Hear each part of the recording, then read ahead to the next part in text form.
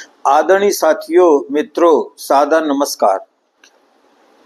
11 नवंबर 2024 को 51वें मुख्य न्यायाधीश के रूप में शपथ लेने वाले सीजेआई माननीय जस्टिस संजीव खन्ना ने 13 मई 2025 को अपना कार्यकाल समाप्त किया। वो सीजेआई के पद में 6 माह इस देश में रहे। उन्होंने बड़े ही ऐतिहासिक निर्णय दिए। हम उनके एक एक निर्णय की समीक्षा आपके सम्मुख करेंगे। आप इस वीडियो के अंत तक अवश्य बने रहिए और उनके निर्णयों की जानकारी विधिवत प्राप्त कीजिए, क्योंकि कहा जाता है कि दुष्ट लोगों की सक्रियता समाज को उतना बर्बाद नहीं करती जितना अच्छे लोगों की निष्क्रियता समाज को बर्बाद करती है। संजीव खन्ना माननीय सीजेआई 18 जनवरी 2019 को सुप्रीम कोर्ट के न्यायाधीश बने। उन्होंने अपने कार्यकाल में एक ऐतिहासिक फैसला ये बहुत बड़ा किया कि इलेक्टोरल बॉन्ड पर 2024 में फैसला किया। ये बॉन्ड ऐसा होता था कि जिसको एसबीआई से कोई आम नागरिक या कंपनी उसको पैसा दे करके खरीद लेती थी और वो जहां चाहे वहां उस पार्टी को दे देती थी। पार्टियां उस बॉन्ड को लेकर के अपने खाते में पैसा डिपॉजिट कर लेती थी। इसमें यह नहीं पता चलता था किस कंपनी या व्यक्ति ने कितना पैसा किस पार्टी को दिया है। केवल ये जानकारी स्टेट बैंक से हो जाती थी कितना पैसा इलेक्टोरल बॉन्ड के माध्यम से किस पार्टी को मिला। आप वो भी देख लीजिए। प्रायः रूलिंग पार्टी को ये कंपनियां या व्यक्ति अपना काम कराने के लिए ज्यादा से ज्यादा पैसा देते थे। भारतीय जनता पार्टी ने 12 अप्रैल 2019 से 24 जनवरी 2024 के बीच 6060.5 करोड़ रुपए के चुनावी बॉन्ड भुनाए, जो सभी दलों में सबसे अधिक है।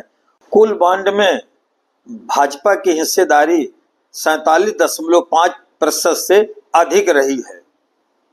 इस पर माननीय सीजेआई संजीव खन्ना ने 2024 में अपना फैसला दिया कि यह योजना पारदर्शिता के खिलाफ है और इससे राजनीतिक फंडिंग में भ्रष्टाचार और पक्षपात का बढ़ावा मिलता है।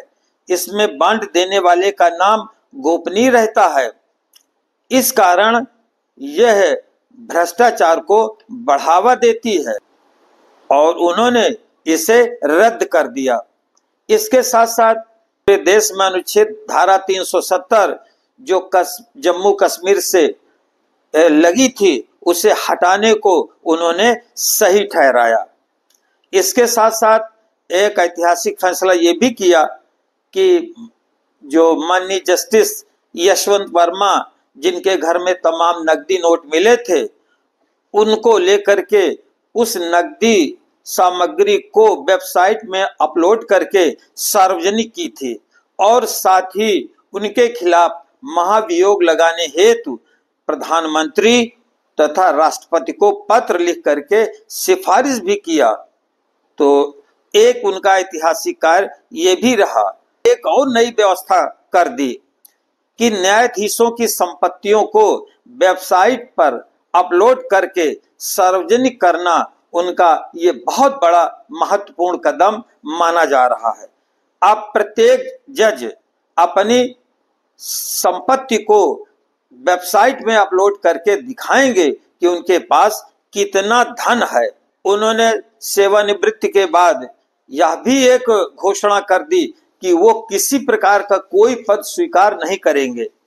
प्रायः ये देखा जाता है कि ये जो विशिष्ट पदों में लोग होते हैं, चाहे वो राज्य स्तरीय पद हों, आईएएस पीसीएस वाले पद हों या माननीय जज हों, जस्टिस हों, तो वो लोग 2-3 साल 4 साल सेवानिवृत्ति के पहले राज्य सरकार के अनुकूल फैसला देने लगते हैं। उन्हें ये लालच होता है कि सरकार कोई न कोई उनको एक मलाईदार पद दे देगी, क्योंकि सरकार के पास तमाम ऐसे पद होते हैं। कहीं किसी को राज्यपाल बनाकर भेज देते हैं, कभी किसी को राज्यसभा में भेज देते हैं, कहीं किसी को मानवाधिकार आयोग का अध्यक्ष बना देते हैं, कहीं सूचना आयुक्त बना करके उसे पुरस्कृत करते हैं। तो इस प्रकार के लालच में वो फैसला गलत देते हैं। तो यहाँ उन्होंने एक बहुत बड़ी परंपरा को तोड़ी। उन्होंने कहा कि सेवानिवृत्ति के बाद हमें कोई पद स्वीकार नहीं है, ये घोषणा कर दी। यद्यपि उन्होंने कहा कि कानून से संबंधित कुछ काम करते रहेंगे। उन्होंने बार बार ये कहा कि न्यायपालिका का काम सरकार का समर्थन करना नहीं है, बल्कि नागरिकों के अधिकारों की रक्षा करना भी है, क्योंकि ये सुप्रीम कोर्ट का सबसे महत्वपूर्ण कार्य है कि पूरे देश के नागरिकों के मौलिक अधिकारों की रक्षा होती रहे। अतः यदि आपको सीजेआई संजीव खन्ना जो 13 मई 2025 को सेवानिवृत्त हो गए हैं, उनके ये महत्वपूर्ण निर्णय आपको अच्छे लगे हों और राष्ट्र हित में रहे हों, तो कृपया आप चैनल को लाइक कीजिए, सब्सक्राइब करके हमारे इस चैनल को समर्थन कीजिए, क्योंकि मौन समर्थन अच्छा नहीं होता, वो आपकी निष्क्रियता को प्रदर्शित करता है।